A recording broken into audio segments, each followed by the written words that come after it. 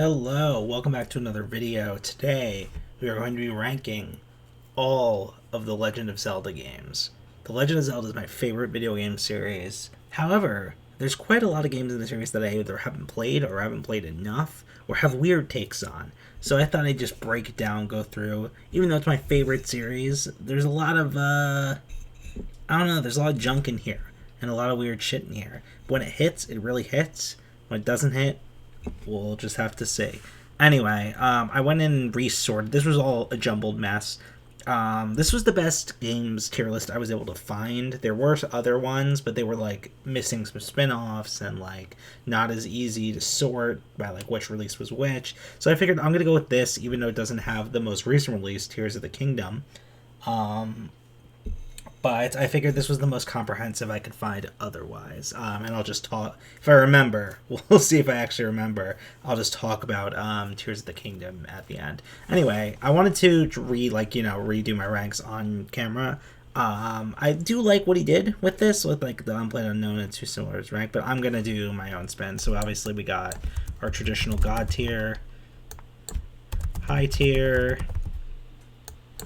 mid tier, low tier, shit tier. I don't know if anything's gonna be on shit tier here because it is the Legend of Zelda series, but and then haven't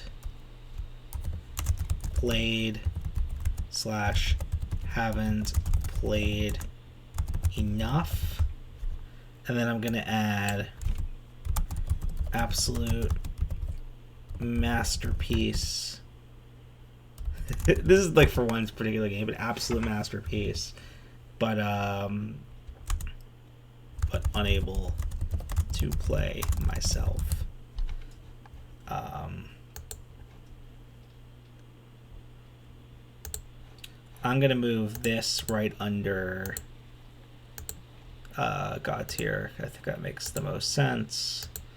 Okay, we're going to go in chronological order of release, and we will jump right into it, starting with the original Legend of Zelda. Now, I haven't never beaten this game, but I played like enough of it over the years here and there to like sort of have an opinion on it. And honestly, I thought this was going to be a one game category, but I think I'll put this in here where I understand that this is an incredible game. And for the time, this was a world-changing, revolutionary game. Like, completely changed the nature of the medium. But I just don't. I just get too stressed and don't have fun playing it. So like it's one of those things where I'm like, this isn't a masterpiece of a game, but I can't put it in God tier because I can't sit down and have a good time with it. So Venture of Link I've actually never played. I do want to try it at some point.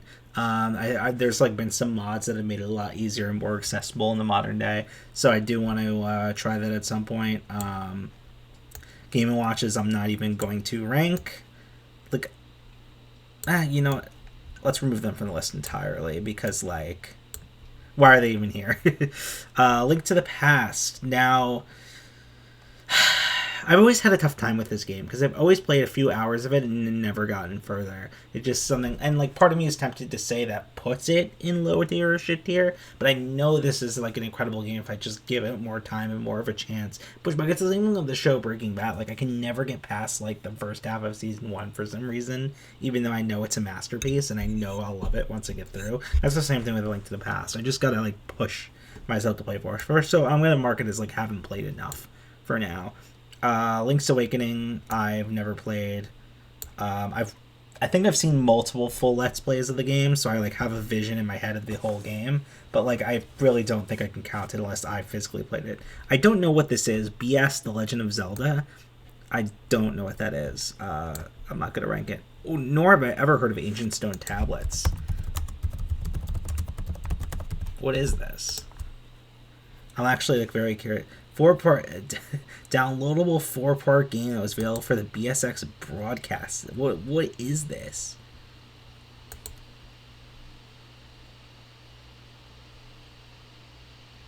Pseudo sequel. I've never heard of this.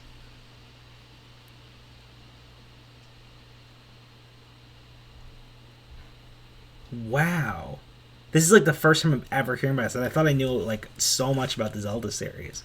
I'm gonna look into this more after the video, but yeah, for now I'm not going to rank it. Link's Awakening Deluxe, that's just a remake for the Game Boy Color of Link's Awakening on the Game Boy.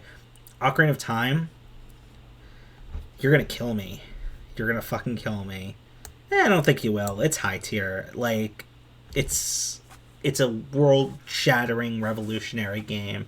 It's a really good game, but there are games that are better and high, deserving of a higher rank in God tier than Ocarina of Time.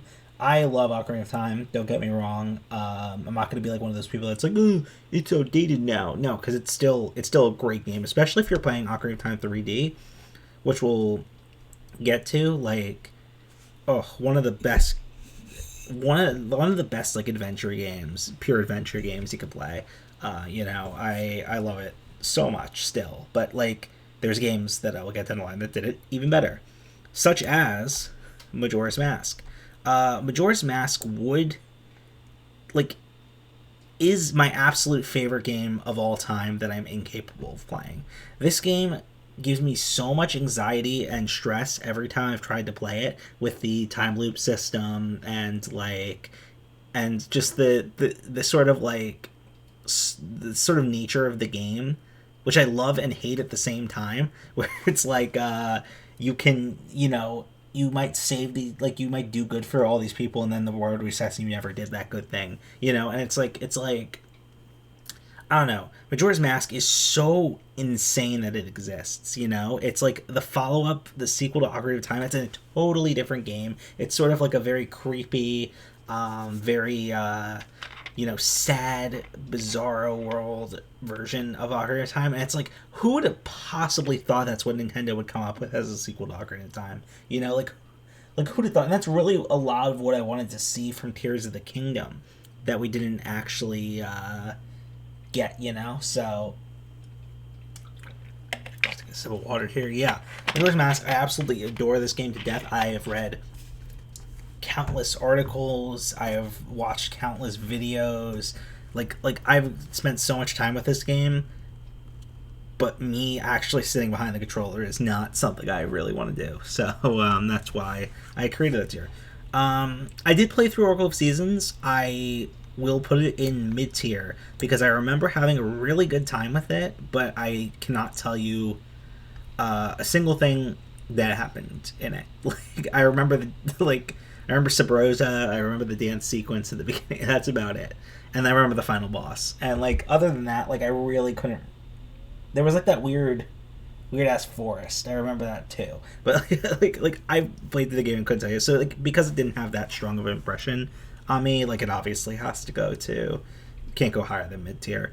But I remember having a lot of joy playing it, so that's why it stays in mid-tier and not low-tier. Oracle of Ages is just the blue version to if you were playing Red and Blue Pokemon, that's what they tried to do here. So it's the same, pretty much the same game. So I'm putting it, and haven't played though. Link to the Past Force. I'm not gonna I'm just gonna put for. It's weird how they this is broken, because this is just Link to the Past with 4 swords, and this is just the 4 swords. So I'm not gonna rank this. I'm just gonna rank 4 swords and haven't played. Oh boy. The Wind Waker is my favorite game of all time. This is the game that really I liked video games before this. I had played I had Smash Bros, I had Luigi's Mansion. I had a lot of show and movie tie-in games, Fairly Odd Parents, Breaking the Rules. Anyone remember that game? So I had played games and engaged with the medium before this, but this was the medium that really showed me the magic of video games in terms of story, character, and most importantly exploration, and being able to explore spaces and feel live in certain spaces and engage with a new world that wasn't your own, and preserve that childlike sense of exploration, ooh, what's this new place, into adulthood. You can still preserve that with games, and especially Breath of the Wild does that tremendously.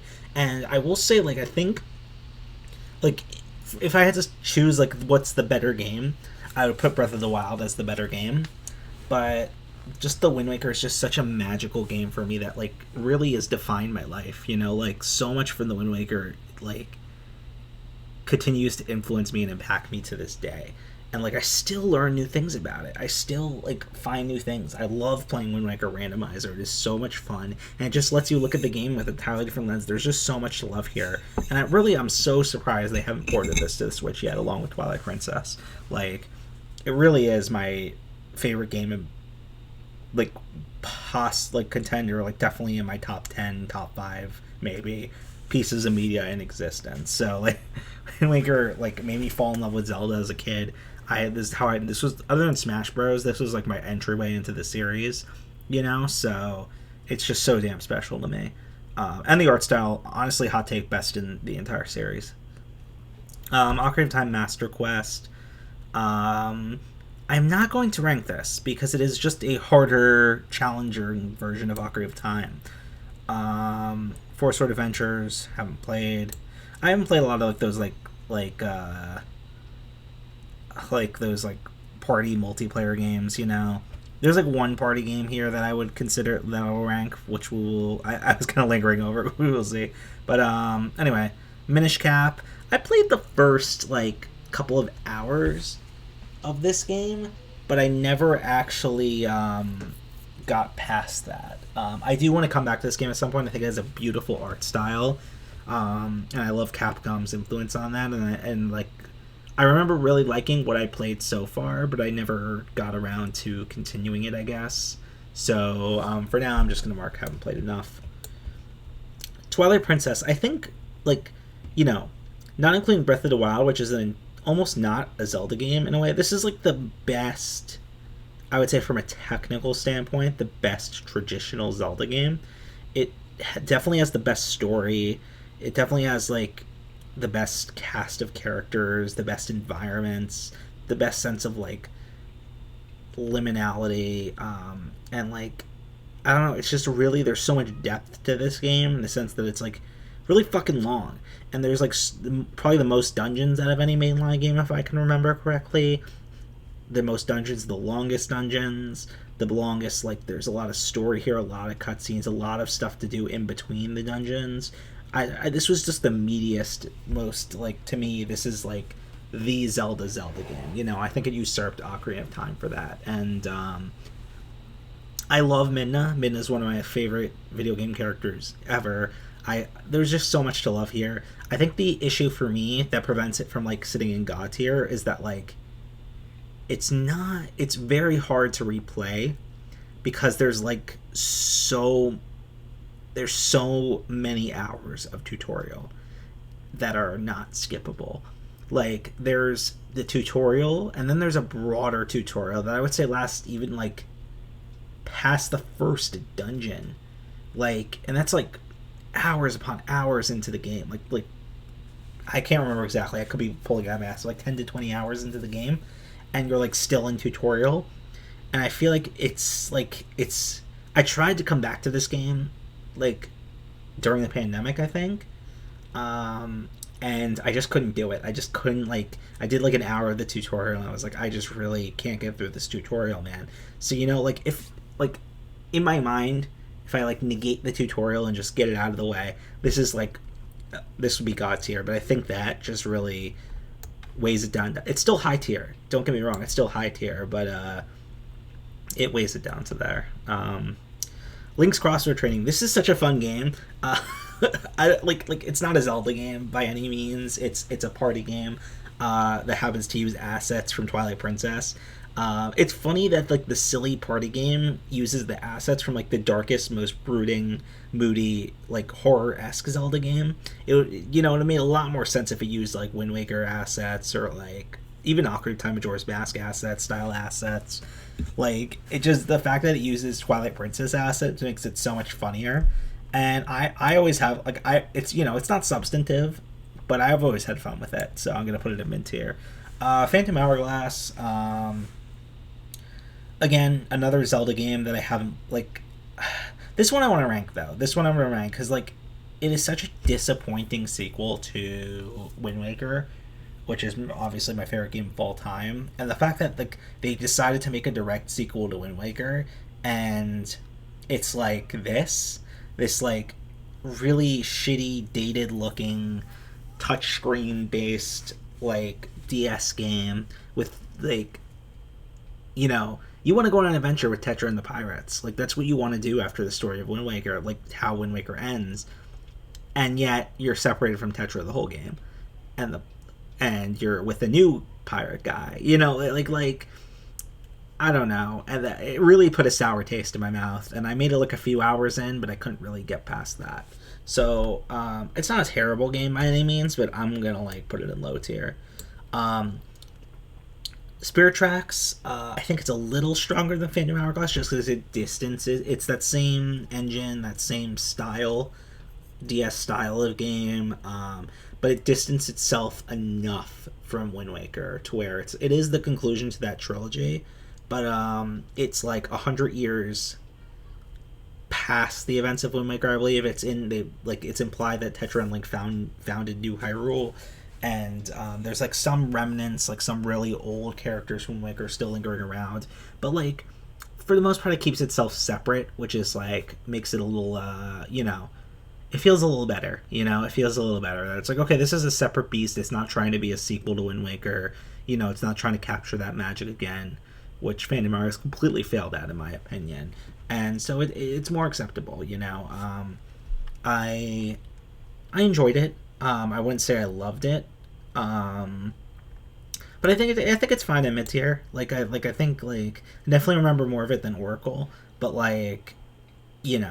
it's definitely acceptable to be placed there. It's a good game. Four Swords Anniversary Edition. I think I played this like a little bit, but not enough to give it a ranking. Ocarina of Time 3D I'm just gonna put with the Ocarina of Time because it's just the better version of Ocarina of Time in my opinion. It's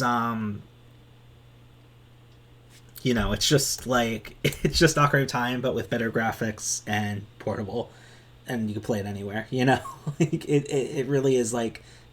Other than that, they didn't change anything else. There was a time where I was saying this was the best video game thing like ever released.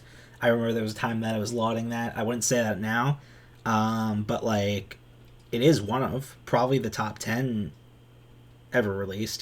So. It definitely belongs with right where Ocarina of Time would be. Skyward Sword. I never finished this game because it came out in a time in my life where I really did not have time for games. And I got I got decently far in it. I got probably halfway through it if I had to guess. But and I loved it at the time. I had no problems with it, and even the controls that a lot of people had issues with it. Even those controls didn't bother me at the time. I loved what I was playing. I just never had time to finish it at the time it came out, and it fell to the wayside, and I never got back to it. So because of that, in good faith, I really don't want to rank it. I really want to go. I think I'll give, once I find it, if it goes on sale or something and I get it for, a bargain, I'll probably try picking up the Switch version and going with that and trying to play it again, because, there's a lot of hot takes going around about this game. At the time, it was lauded as a masterpiece, but now it's, everyone talks about how it's the worst Zelda game, it's so repetitive, and, everything, and I'm really curious to just sit down and play it with, a clean lens, okay, some people say this is the best, some people say it's the worst, what's my opinion? And, go in and, play it, fresh like that, with the Switch version whenever I get the chance to get it. So, that's my take on this, on Skyward Sword. So I'm going to put it in, haven't played it, I'm putting it up for now. Wind Waker HD, it's just, I never owned a Wii U, so I never really played it, but it's just a more solid version of Wind Waker.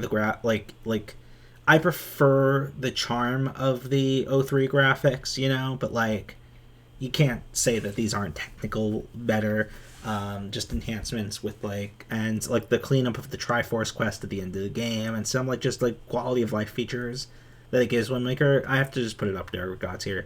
I've never personally played it because I've watched friends play it. I've seen you know, videos of it, but like it just has to go up to that tier with Wind Waker just because it's just a quality of life enhancement of Wind Waker, which is my favorite game. So yeah, I never owned a Wii U. That's kind of good. A Link Between Worlds. I got a few hours into this game, but like similar to like Link to the Past and Minish Cap, I never really got into it. I remember not liking the whole weapon item rental system that they had, where it's like I think you got all the items from the gate, but you had to like rent them out from Ravli, I don't remember his name, the purple bunny guy. I thought the concept of high rule and low rule was pretty funny, but like kind of dumb, simply because like there's so many like inverse dark realms of there's the Twilight Realm, there's the Dark World, there's Termina. Like there's so many like they've already done this so many times. How many alternate Hyrules are there? So part of me wants to put it in low tier, but like I feel like in good conscience, I'd have to put it in haven't played enough. Fuck it, I'm putting it in low tier. I feel like I played enough. I feel like I did. I feel like I played enough. It wasn't like it wasn't like these other games where it's like I want to come back to it. I've played enough to decide I don't want to come back to it. And that's where I stand on that. So, I never played the original Hyrule Warriors, but I played Hyrule Warriors Legends. So I'll just talk about, which is the 3DS version. So I'll just talk about that. But anyway, Triforce Heroes, never played. Majora's Mask 3D. You see, I wanted to put Ocarina of Time 3D with Ocarina of Time because it's just the better version of Ocarina of Time. But I've heard bad things about Majora's Mask 3D, and that like the controls make certain sections really more difficult than they needed to be. So I'd have to like dock it in that sense, but like I almost just want to put it in haven't played because like I haven't engaged with those controls myself. Twilight Princess HD. I'm just gonna put that up with Twilight Princess. Same deal as Wind Waker HD, pretty much. I'm so surprised they have not ported these Wii U HD remakes to the Switch. It's a free money. The games exist. You just port them to the Switch, and it's like instant money. Like it will print money. I would buy a collection of I would buy them individually. Fuck it. Day one. Like launch day, I will get those. So like, I don't know. I think most Zelda fans would say the same. I feel like this game came out in 06. It's like a DS Picross Twilight Princess. I've never played it. I feel like that's dated wrong, but whatever. Hyrule Warriors Legends. Got a few hours into this one. Never really got into it, I think I'm just not a fan of the Dynasty Warriors type gameplay style. I think it bored me. Oh, no, I remember what happened with this game. I got soft locked. So there was a part of the game that I think I had like 40 seconds left to get to somewhere else on the map and do something, and it's auto-saved me with 40 seconds left on the clock, but I couldn't it wasn't physically possible to achieve that distance in 40 seconds.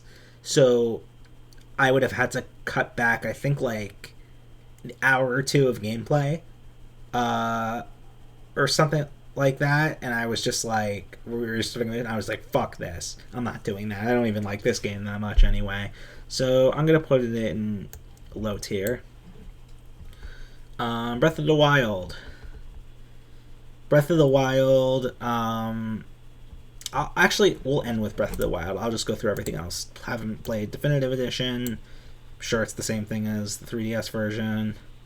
Haven't played Link's Awakening Remake. Haven't played Cadence of Hyrule.